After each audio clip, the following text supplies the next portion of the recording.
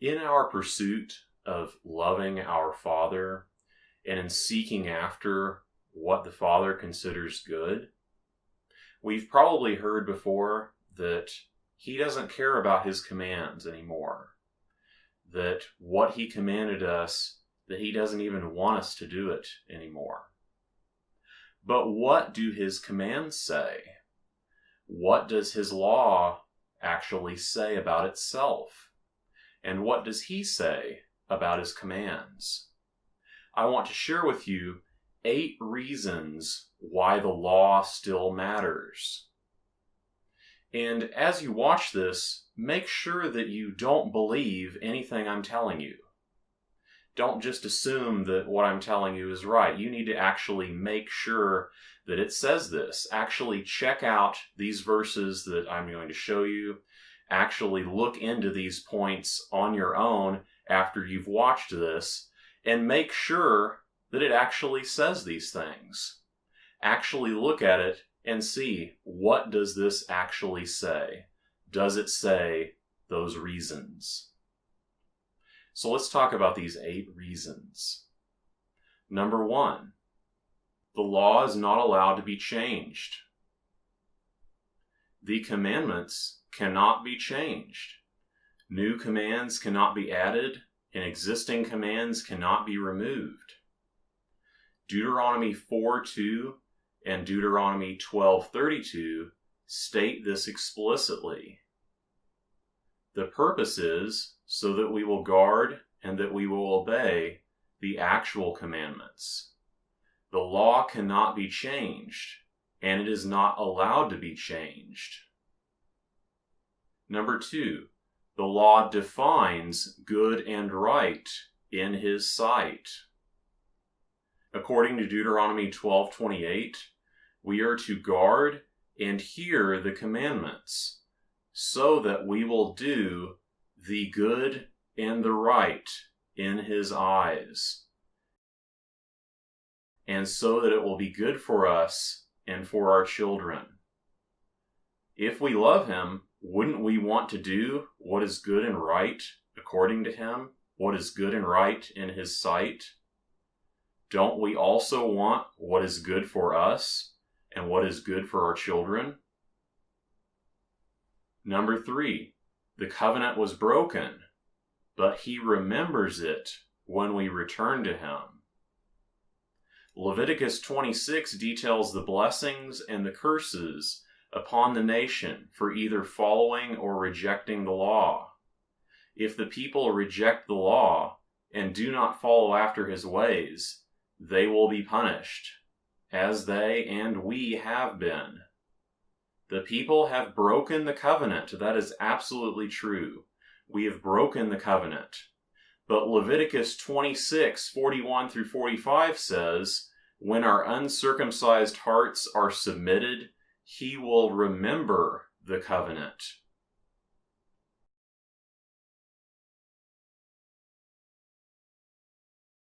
He says He will not break the covenant, even when we have broken it, and even when we are being punished for it, but instead He will remember it.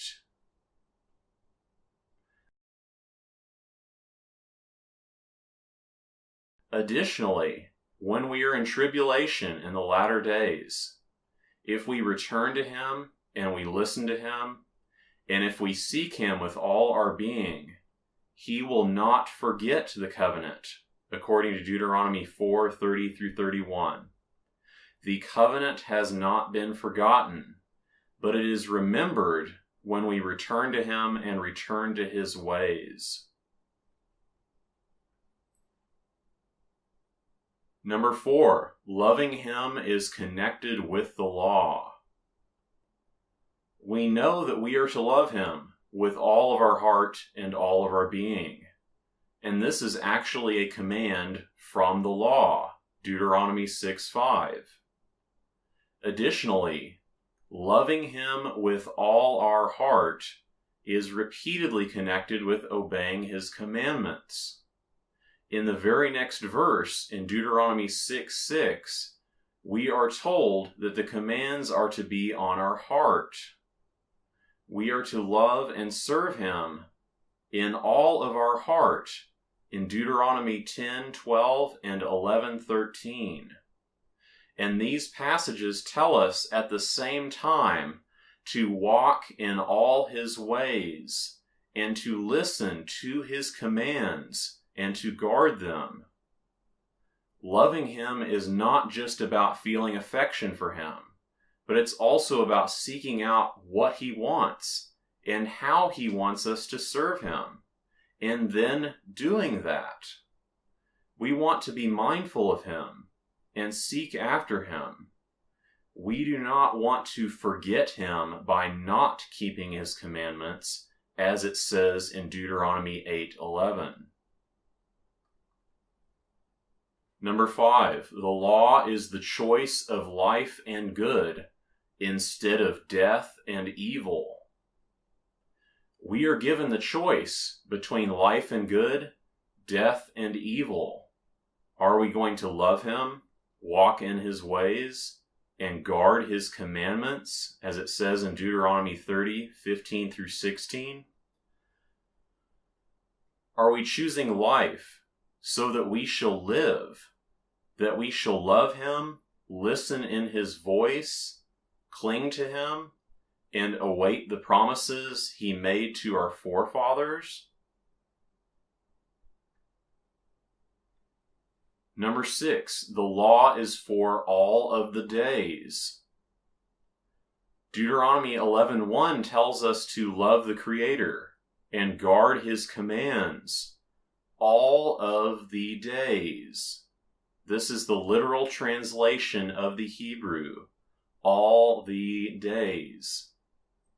Are there still days today? Are we still living in days? If we are still living in a day today, then we're still in that span of all of the days. Since the law applies all of the days, that means we are still to love him, and we are still to guard his commandments today.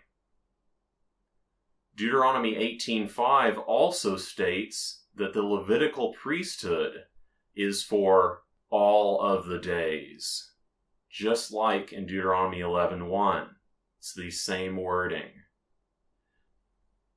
And Deuteronomy 6:20 through 25 tells us how we are to explain the purpose of the law. And verse 24 says, doing the law and fearing him is for good to us all of the days, and that it is for us living. Good and life are things we should seek. Number 7, he provides righteousness through the law. In explaining the meaning of the law, just as we were looking at in Deuteronomy 6, the passage ends in verse 25 by stating, righteousness shall be to us in our guarding to do all of his commands. Guarding to do his commands results in him providing righteousness. And righteousness is something we want to pursue. Therefore, we should guard to do his commandments. Number 8, he provides mercy through the law. In Exodus 20, verse 6, and in Deuteronomy 5:10, the Father is described as one showing mercy to the ones loving him and guarding his commandments. We want to seek to love him and to guard his commandments. Do we want to love him? Do we want to seek after what he considers good and right in his eyes?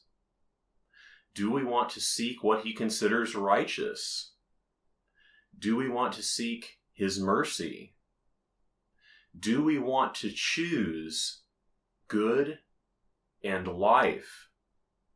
Or do we want to choose death and evil? Do we want to seek out what he has commanded, how he wants us to serve him and to love him?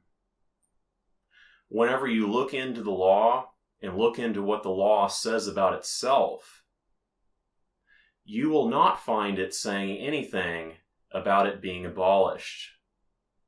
You will find it instead affirmed that we need to be seeking after it today. And it even speaks of the future, just like the latter days. It says he will remember the covenant. And it is true that we have broken the covenant, but he will remember it when we seek after him with all of our heart and we return to following him according to the way he has commanded us, according to the way that is good and right in his sight.